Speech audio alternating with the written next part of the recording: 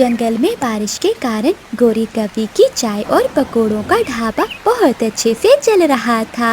जग्गू, वो मिठू कब से बैठा हुआ है, जरा जाओ पूछ कर आओ कि चाय पीनी है या पकोड़े खाने हैं। जग्गू कौवा मिठू तोते के पास जाता है। अंकल अंकल, मम्मा पूछ रही है आपने चाय पीनी है या पकोड़े खाने हैं। नहीं नहीं जग्गू, बारिश तेज थी, मैं तो थोड़ी देर यहाँ बैठने के लिए आ गया था। ये सुनकर गोरी कवि वहाँ आ जाती है। मोटी चोंच वाले, चल भाग यहाँ से। बारिश से बचने के लिए यहाँ बैठा था, ये कोई आराम गाह नहीं है। ये मेरा ढाबा है, अगर कुछ लेना है तो लो, वरना अपनी ये मोटी चोंच लेकर यहाँ से भाग जाओ। गोरी, ऐसे दुकानदारी नहीं चलती, बात तो ऐसे कर रही हो जैसे कोई बड़ी अफसर हो।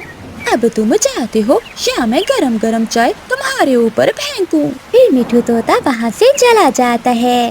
सुबह से बैठा हुआ है, आया बड़ा मेरे ढाबे पर बैठने वाला। मिठू जी, आप इतने गुस्से में क्यों हैं? वो काली कवि न जाने क्या समझती है अपने आप को। मैं तो थोड़ी देर बारिश से बचने के लिए उसके ढाबे पर बैठ गया, वो तो आकर मुझसे लड़ने लगी। आपको तो उस कवि का पता है, वो छोड़ती किसे है भला। गोरी कवि के घर में सब कुछ था, वो जंगल की एक अमीर कवि थी, क्योंकि उसकी चाय और पकोड़ों की दुकान बहुत अच्छे से चलती थी। गोरी कवि सुबह सवेरे उठती है और अपने दूध का बर्तन लेकर झील के पास दूध लेने चली जाती है। झील दी, जंगल में बारिशों की वजह से अब मेरा धंधा और भी चलने लगा है। कल से मैं 2 लीटर दूध अजाफी लेकर जाया करूंगी। मेरी गाय बहुत दूध देती है, तुम 2 क्या 4 लीटर दूध ले जाया करना। रास्ते में गोरी इधर उधर देखकर नदी पर रुकती है और अपने दूध वाले बर्तन में आधा पानी मिला देती है। हो गया, मेरा काम हो गया, अब चलती हूँ। फिर गोरी कवि अपने ढाबे पर चली जाती है। गोरी बहन, हमें 2 कप चाय और 1 प्लेट पकोड़ों की दे दो। चिड़िया, थोड़ी देर लगेगी, अभी अभी दूध को उबाल आया है। चिड़िया की बेटी गुड़िया साथ वाले टेबल पर खेल रही थी। उसका पंख लग जाने से गोरी का 1 कप नीचे गिरकर टूट जाता है। बेटी, ये क्या किया आपने? आपने गोरी आंटी का नुकसान कर दिया। गोरी कवि भी ये देख लेती है और वो तुरंत वहाँ आती है। शरारती बच्ची, तुमने मेरा कप तोड़ दिया। चिड़िया, मुझे तुम जैसे ग्राहकों की कोई जरूरत नहीं है जो मेरा नुकसान करें। मुझे कप के पैसे दो और भाग जाओ अपनी बेटी को लेकर। गोरी बहन, लड़ क्यों रही हैं आप? बच्ची थी, टूट गया कप, मैं दे दूंगी आपको पैसे। दूंगी नहीं, अभी दो, ये कप 50 रुपए का था। गोरी, इसके साथ के 12 कप मैं 100 रुपए में लेकर आई थी, इतना भी महंगा नहीं है ये कप। मुझे ज्यादा चूचू पसंद नहीं है, चुपचाप मुझे 50 रुपए दो, फिर ही मैं गुड़िया को जाने दूंगी यहाँ से।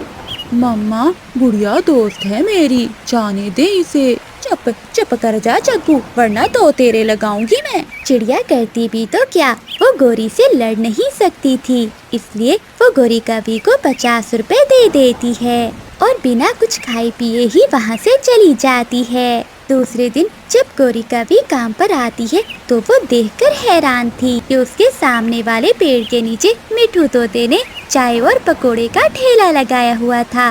गोरी कवि को देखते ही मिठू तोता जोर जोर से आवाज लगाने लगता है। चाय, गर्म गरम चाय, ऐसी ठंडी ठंडी बारिश में गरम गरम चाय और पकोड़े, खालिस खालिस दूध की गरम गरम चाय। ये गंदा मोटी चोंच वाला मिठू अगर ना होता तो मुझे जंगल में किसी का डर न होता। ये हमेशा कुछ न कुछ नया ही करता है। अब जो पक्षी भी चाय पीने आता वो गोरी कवि की बजाय मिठू तोते के ठेले पर आता, क्योंकि जंगल में कोई भी ऐसा पक्षी ना था जिससे गोरी कवि ने लड़ाई ना की हो। मिठू यार, अब मैं हर रोज तुम्हारे ठेले से ही चाय पीने आया करूँगा। वो गंदी काली गोरी तो हर समय मुझे गंदी आँखों वाला कहती रहती है। कबूतर, जितनी देर तक चाहो यहाँ तुम बैठ भी सकते हो, यहाँ पर बैठने के कोई पैसे नहीं है। शाम तक गोरी कवि बैठकर मक्खियाँ मारती है। मम्मा, दूध खराब हो गया है। जग्गू बेटा, अब तो मुझे लगता है कि हमें कोई नया जंगल ही ढूंढना होगा। उस दिन सारा खराब दूध गोरी कवि नदी में बहा देती है। दूसरे दिन भी ऐसा ही होता है। कबूतर भैया, अब इस गोरी की अकल ठिकाने आएगी, ये बहुत बिगड़ गई थी।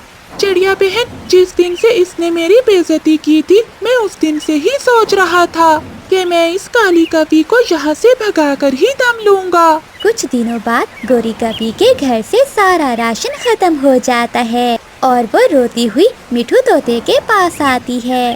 तो मेरे सुंदर मिठू भैया, मुझे अपने पास काम पर रख लो। मेरे घर में खाना नहीं है, मेरा जग्गू भूख से तड़प रहा है। गौरी, बर्तन तो धोने तुम्हें आते ही होंगे, अगर धोने आते हैं तो आ जाओ, लेकिन हाँ याद रखना, अब वो पहले वाली बदमाशी नहीं चलेगी। तुम बहुत अच्छे हो मेरे सुंदर मिठू भाई। फिर गोरी कवि मिठू तोते के पास काम पर लग जाती है।